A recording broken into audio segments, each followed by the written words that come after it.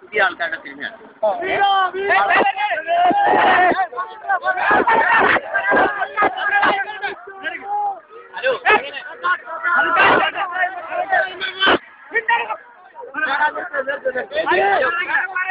എടാ, ഇങ്ങനെ ഒരു സിനിമ ഹിറ്റായാല് നിങ്ങളെപ്പോലെ പുതുതായിട്ട് സിനിമയിലേക്ക് വരാൻ ആഗ്രഹിക്കുന്നവർക്ക് വേറെ ആൾ ചാൻസ് അത് മാത്രം മനസ്സിലാക്കി. അല്ല, ഇപ്പൊ സുബ്രഹ്മണ്യപുരമൊക്കെ ഹിറ്റായപ്പോ പുതിയ ആളുകൊണ്ടൊക്കെ ഇരുന്നത് കഷ്ടപ്പെടുത്തി ആരും പരാതിപ്പെടുത്തരുത്. അല്ല, മെയിൻ ഫിഗർ ഹിറ്റായാൽ നാളെ നിങ്ങൾക്ക് ഒരാൾ ചെന്നാണ്